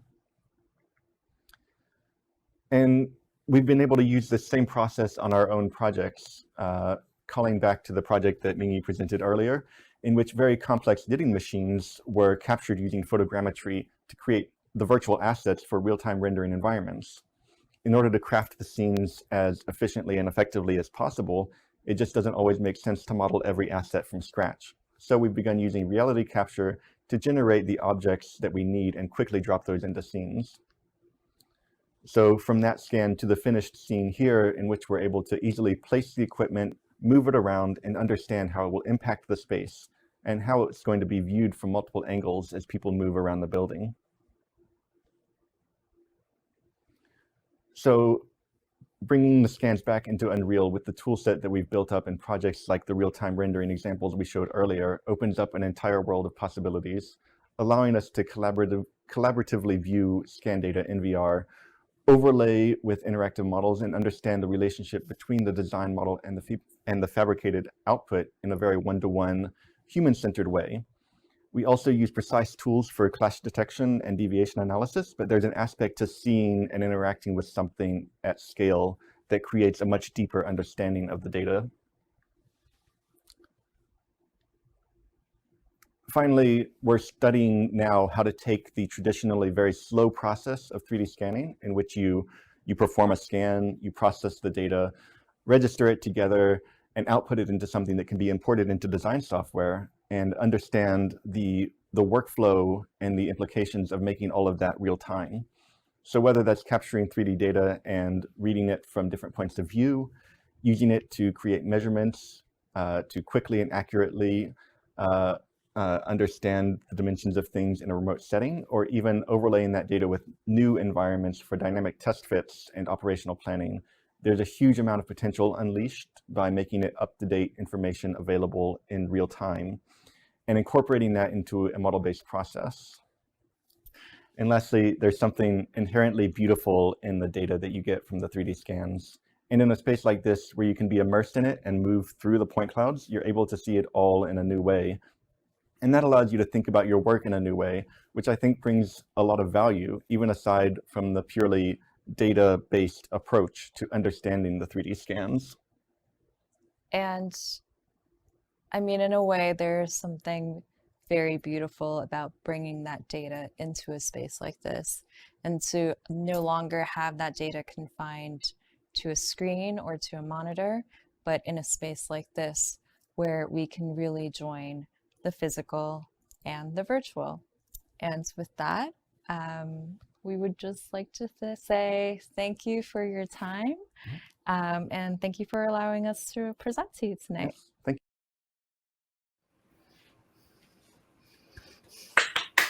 Awesome. Nice work. Nice work. Yep. Jeff, that's great. That stuff looks great. I'm sure probably a bunch of us here have questions even before we look at see if the audience has any. One of you guys want to ask something, James? Yeah, I just had a couple questions about the tech stuff. It's really cool.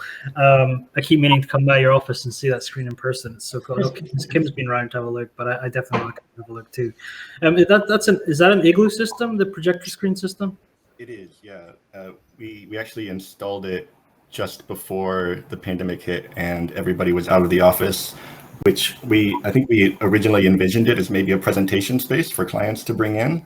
But that has really forced us to understand it in a different way, like understand how do we use a kind of immersive screen in a way that really impacts the design process and allows us to think about our projects in different ways. And just a quick follow-up, which is the best computer game to play on that screen? I want to know as well. We've got Microsoft Flight Simulator, and we got a really nice flight stick set up in there. Wow. That sounds cool. Did you run that 360? You can get the aspect ratio pretty large, but it needs a bit of an extra software to do the full 360. Wow. That's great. Tom, did you have a question for him? Yeah, I wanted to know, with your technology that you've got, if time and money was no object and you could scan anything or place in the world, what would you pick? I mean, would it be like the Taj Mahal in complete detail? Something just for fun. What would you do personally? Yeah, well, I think at least on a personal level, the Intrepid was probably the dream project. But I think I would do more like getting nature into digital spaces, like being able to visit just a forest in the middle of nowhere and bring that in would be amazing. Cool. Do you guys have a large or small dedicated team for doing all your scanning acquisition? A very, very small team. Typically just me.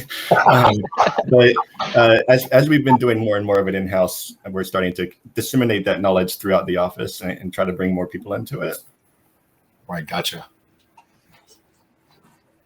So I guess we have a question from the audience about when you're scanning, you must run into a lot of issues with scanning reflective surfaces. So what do you do to avoid those common issues? It depends on the timing and the project. Sometimes we just accept that that's a limitation of the technology, and just kind of train the people who are reading it to understand that certain, like the windows aren't going to come through, really reflective surfaces aren't going to come through.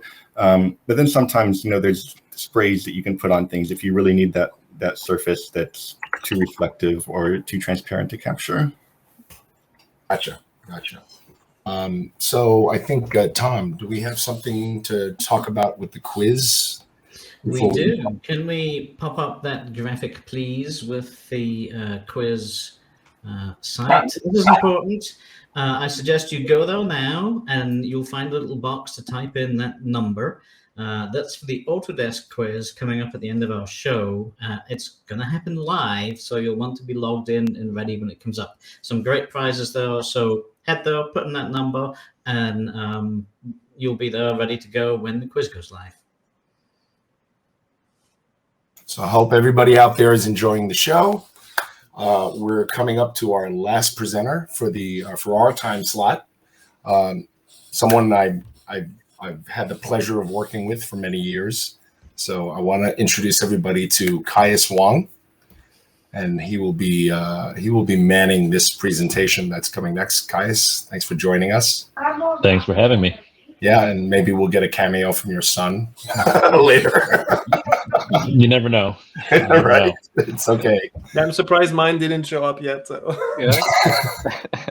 Right. So do we want to just roll it, I guess? Hello, everyone. My name is Dante Lividini.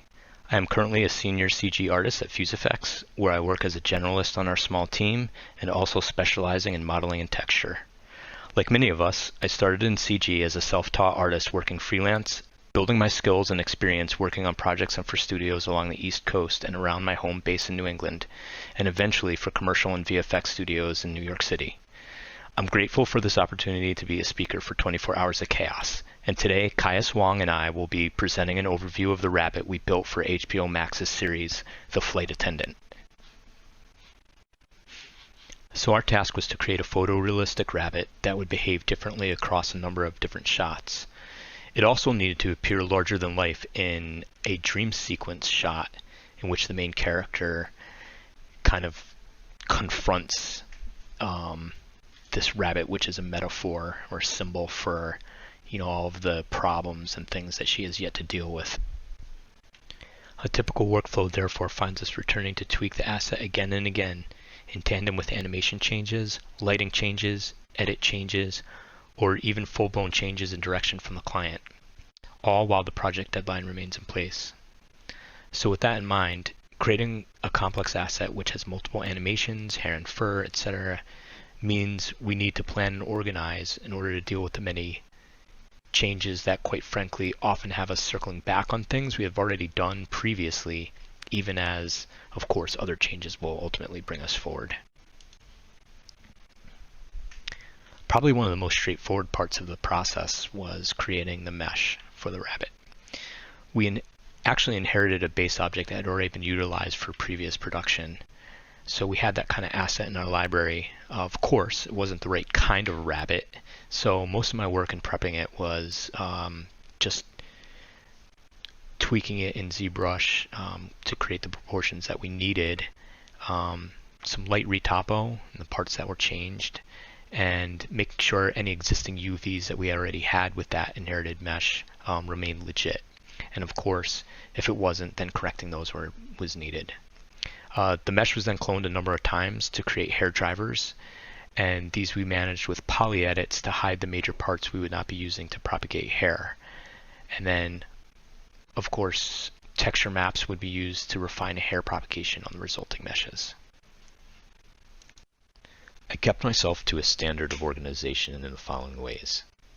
The first was, with any major revision, I made sure that I had a separate substance folder that was labeled with that iteration. So for example, my starting version was A, moved to B, C, D, and so on. And again, these were whenever there were major changes from the first to the next. Second, within Painter itself, I made sure that all my layers were, first of all, labeled, which is always good practice, and then also labeled to date. So here, for example, you can see that I have, this is one of my later iterations. It's a D iteration, so it's further along in the process. And I have the iteration beforehand collapsed. So that's now my starting base. So no longer do I have to kind of fuss with all the layers and things that brought this to the place where it is now. I could just move forward with my new changes and then go over them with the supervisor and when we push these out to the client, if they come back that day or the following next day, we could make those changes quickly, knowing that there's only a limited amount of things that we had touched to make this version what it was. So what I'd like to do now is show you guys what the substance scenes looked like and how they were organized. This isn't going to be a painting tutorial, of course, we don't have the time for that. And truth be told, this is actually pretty straightforward. As I mentioned before, the real challenges were just keeping track of all the iterations and getting the hair to look the way that we wanted to with the kind of underlying paint and textures that we were using. So this first scene is the body color. So this was the textures that we used for the geometry itself, for the base geo. As I had mentioned before, our intention was to create a layer that would be able to provide a certain amount of depth underneath as a skin layer underneath the hair.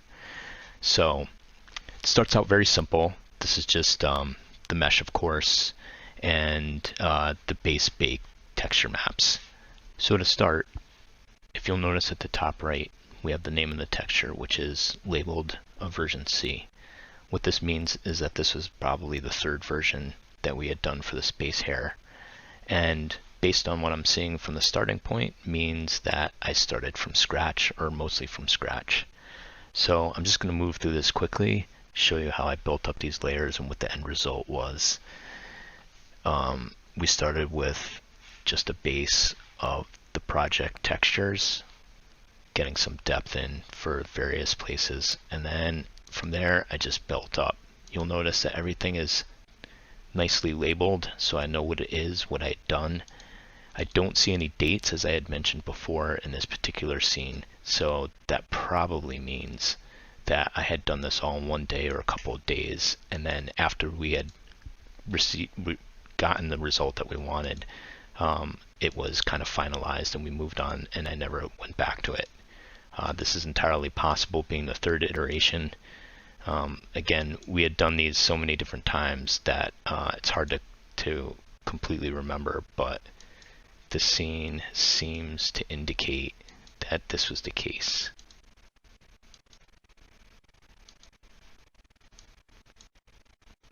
And here was our final result. And this was the base body hair. Again, this isn't meant to be photorealistic. Our hair groom is going to achieve that. This is to just be underneath and give the underlying skin a sense of color and depth. So next I want to do a brief overview of the textures that inform the color of the hair itself. So once again, note that this is a C version file, so it's a little bit later in my process. I'd gone through this probably about 3 times. There had been some cause for a change and landed here. So the scene or texture file starts with a base color that is not dissimilar from the base texture that we were using for the body color I described earlier, and then built up from there. And once again, same organization. I have one grouping that's the base fur and labeled my C that I had taken probably from a slightly earlier version. And you'll notice that it's very similar to the earlier file that I had showed with the body textures, maybe with a little bit more white in the face as a base. And again, I'm just going to build up. Here I have a collapsed slight lightening of that overall color, and then you can see kind of the different things that I went through to get this effect that I wanted for the hair, the things that were being asked, different oranges. Again, I have some date labels when I might have added certain things or wanted to note when certain things were asked for. And I'm just going to build up these quickly, and then I'll make some comments. Actually, I'll pause to comment on this here. You can see how the texturing is kind of, this scratchy feel to, a scratchy kind of like brush to it. Here you'll see like more flat muted areas. And I don't know if I've ever intended for this to remain this way. This might have just been a base, but the hair groom is color. The way we have the maps working was going to be informed by this base color, essentially, this diffuse texture that we were using. And this really wasn't an effort to create a hair-like look per se, but rather an effort to break up the colors in a way that would then translate to the hair itself. So in other words, if you had very flat colors here, this whole area would kind of present as this color. Whereas here you see a mix of colors, so the way the color comes through the hair groom is going to be less straightforward, and this is really the effort there. So it was just a way to break up that color variation. Other places where I wanted there to be a definite deepness of the color, you could see they're like big, deep black lines. So all in all, as a texture, this is pretty ugly. I mean, this is a very amateurish looking texture if you were trying to pass this off as texture work for an asset that you would render. But that's not what this is about. This is about laying down color that informs a completely different process later on down the line. So let me just continue to add this up. Different things are going to break up, once again, the different colors that you see, lightening them, brightening them, whatever was asked for at the time in the notes that we were getting from either the supervising VFX supervisor or the client itself, adding more spots, so on and so forth. Okay, so I'm going to jump from this C iteration to something that is probably more like where we landed, and this is the D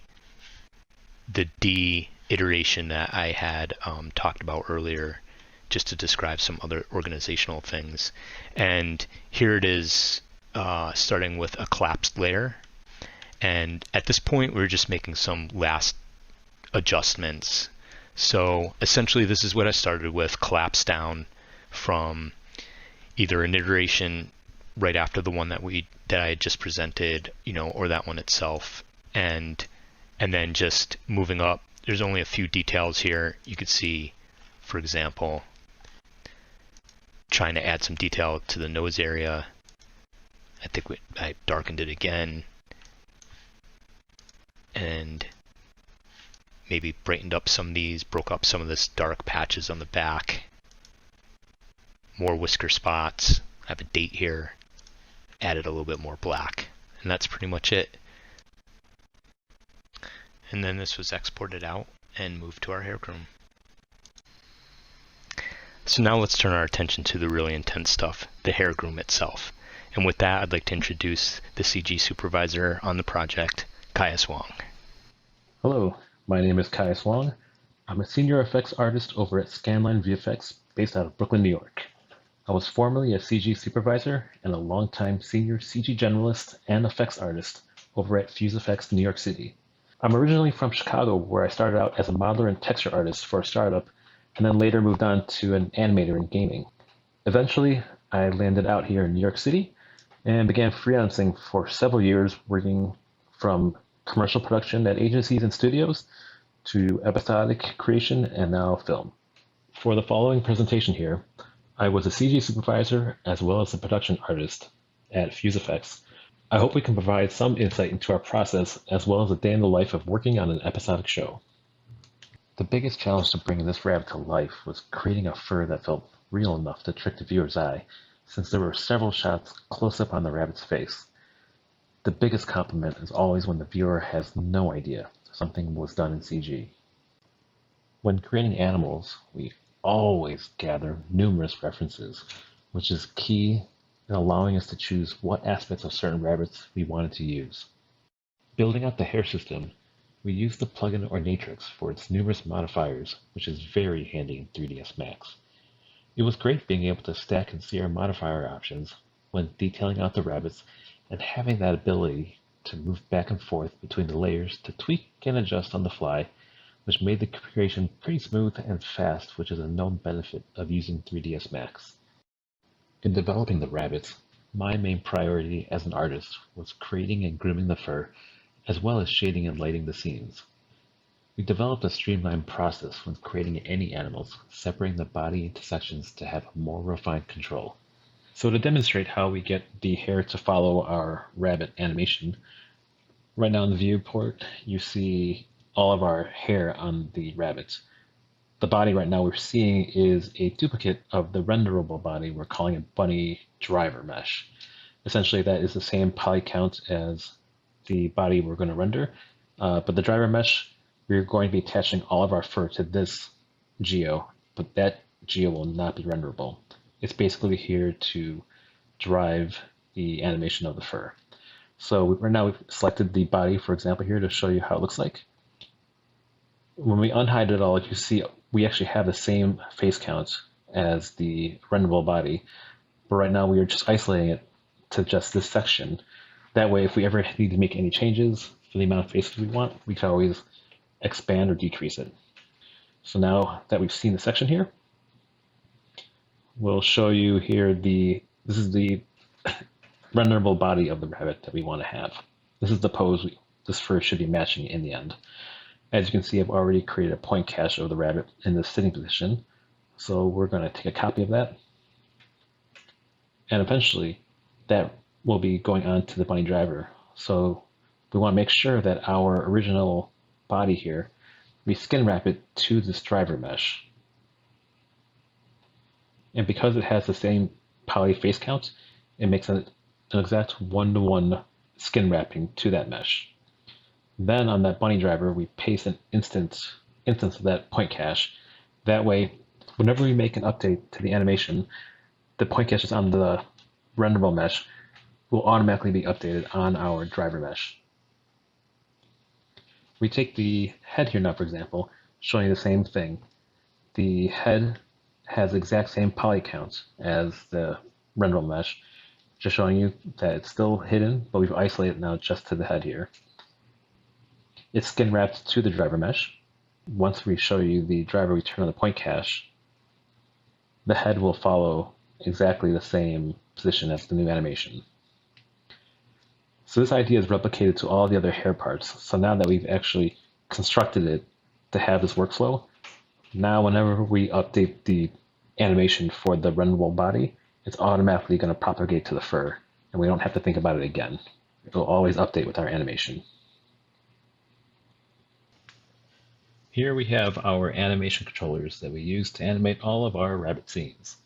It's a pretty straightforward rig as far as having the ability to animate as much movement as we can for the rabbit. We had stretchy bones involved for the scenes where either we needed to exaggerate things a little bit, even though this is supposed to be real life kind of animation, or for when, rabbits are fully extended when they're running. We have a little more controllers for the ears because they actually have much more movement than you would think, as well as overall general controls for the rest of the body. And here is our rabbit facial controller. Let me scale it down here to fit into the viewport better. So this one was a little bit more work heavy as we had to make all these morph targets that we ended up wiring into these controllers. But we do have your overall general kind of movement like blinks, nose for breathing or wiggling, down to adding a fur volume controller where if we needed to make one rabbit look fatter than the other, for example, the option was right there just to tweak that up a little bit. Unfortunately, what happens all too often as you find yourself in the unenvious position needing to light sequences where, because of circumstances, the on-set supervisor is not able to take photos to make a proper HDRI, or they didn't take reference photos of the environment for the scene that you are trying to match to. And for this show, this was no exception. Lighting the outdoor scenes wasn't that bad at all, though. Lighting with V-Ray was pretty easy in this case, using the dome light, and we were able to achieve this one pretty quickly, though. Lighting the interior scenes was a bit of a challenge.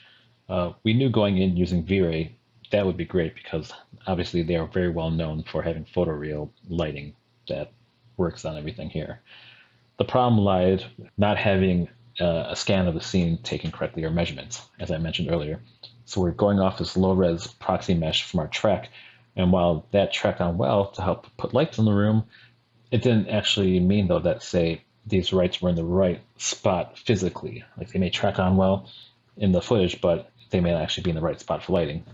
And while it looked like for us as the artist it was working, the client would have their own thoughts about how they thought things were looking.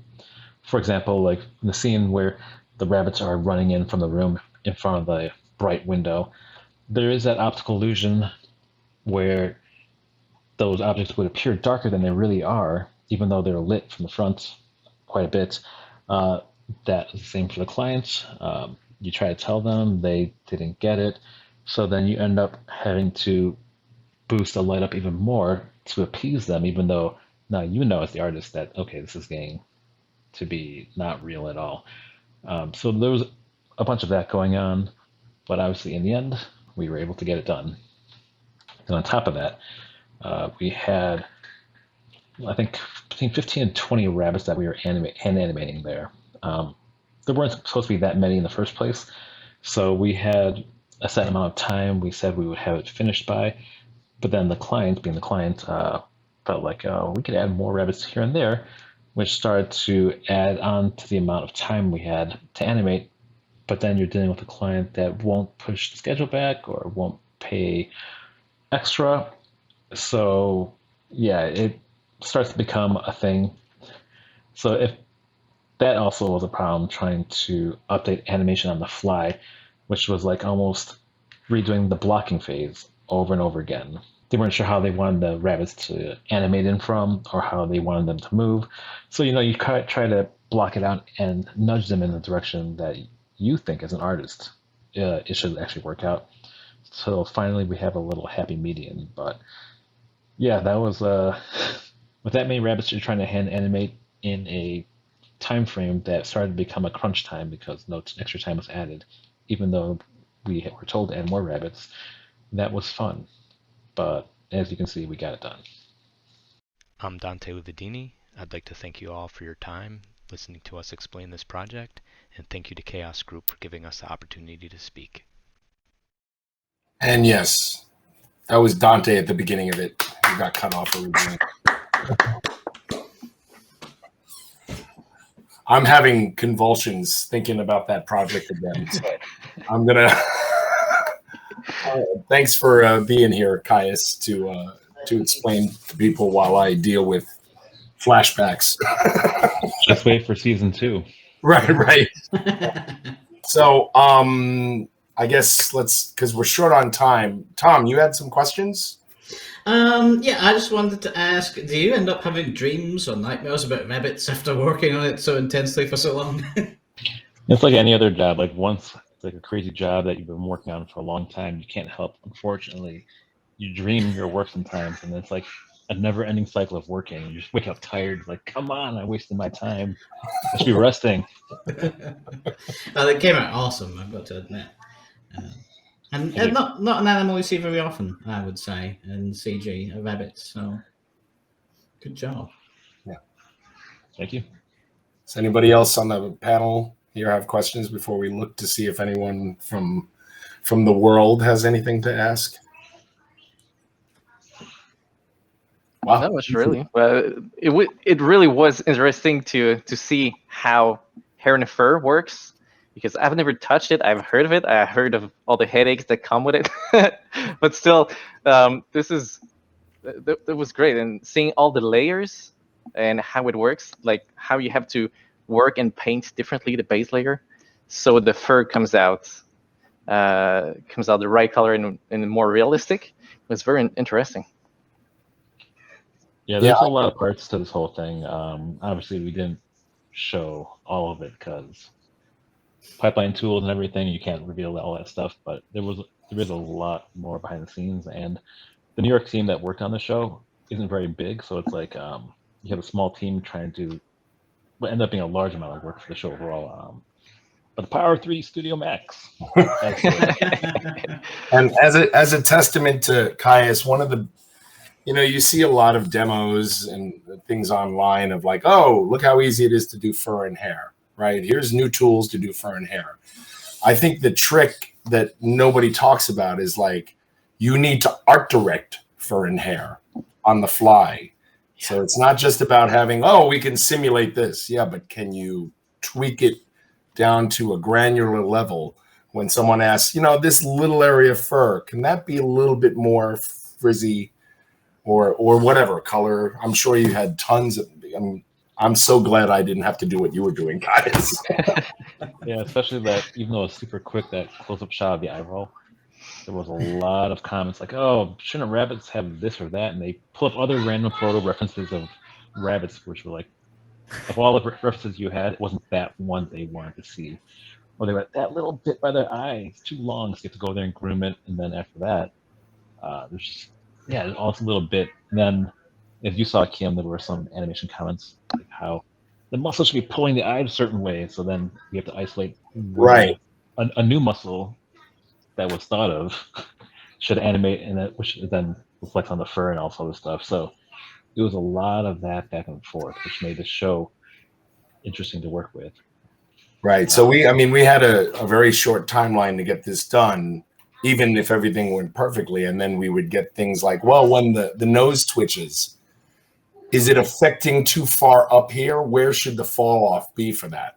So we're going back and adjusting morphs while we're already into full-blown finished animation working. And we're going back 2 steps to fix earlier parts of the process. Oh, we're like 3 episodes ahead, and we're going back to like the first or second episode because they just like, oh, let's make this rabbit do this. What? But that's typical of production. You need to be able to have that flexibility. So, and the show got good reviews. A bit of bad news, but we're gonna have to zip along, I think, because we have one question though, don't we? We have one question from the outside world. What were the render times using hair? Does it really boost them as compared to rendering with good textures or displacement? So what were the render times using hair? I don't actually remember. It wasn't actually that bad. Like, we've done shows before where it got really crazy, like when you started adding the opacity maps to the hair to get them that really fine, transparent kind of look. Over time, we've learned to optimize certain things to get the best features out. I think for the 20 rabbit scene, maybe an hour per frame. That's like over a year ago. I can't quite remember. It's somewhere between an hour to 2 hours. It all depended on like the situation, I think, and like when to optimize how many furs like rabbits have fur in the scene. You don't need millions when they're like further away versus. Yeah, because that's something we worried about, that scene with all of them coming out of the room, and we were going to render them all at once. Like, oh boy, what's the farm going to look like tonight? The textures also, like, we've had other whole bunch of like variation colors, but in the end, when you see how it's comped, like, you can't quite tell. But the colors was a thing as well from like the client. Like, we need so many different textures, and then you see it, it's like, wait, what? You don't see this anymore. But, right? Yeah. But as artists, yeah, it's in there. So Tom, we have a winner. We do. We have 2 winners. We have. Thank you, Caius. Thank you. Yes, Caius. I'm sorry to cut you short. We just don't want to eat into the next show's time too much. No problem. So we have the social media giveaway, the selfie. This is Maxime Vignola from Montreal. Apologies if I got your name wrong, though. And we have our raffle winner, Jason Farr. So congratulations to you both. We'll be in touch to tell you how to get your prizes. And special for show 3, we have the Autodesk Quiz. So we had that link earlier on for slido.com. You should all be there and ready to go. We'll say to the tech team, run the quiz, and Bruno will read us the questions, of course. All right. Can you put this on? Yes. All right. So first question. What was the code name for 3ds Max, the latest version of 3ds Max? So version 2022, was it Odin, Thor, Endel? If you want to know, you need to go on Wiki or you need to be on the 3ds Max beta. So Google 3ds Max beta, and you can join the beta, try Max, break Max, have fun, chat with us. So what was the code name for Max 2022? And the faster you answer, the better your chances of winning. I know the answer. I would hope so. 4, 3, 2, 1. The answer is Heimdall. Ooh. All right, next question. What animal was used to represent the 3ds Max logo from 2003 to 2013? So just as a small, maybe it's something like this, if you remember that logo. I have a bunch of super old vintage swag. Wow. That's old. That's old. That's cool. So was it a dragon, snake, elephant? Or a rabbit. Or a rabbit. All right, 6, 5. And it was indeed a snake. Of course.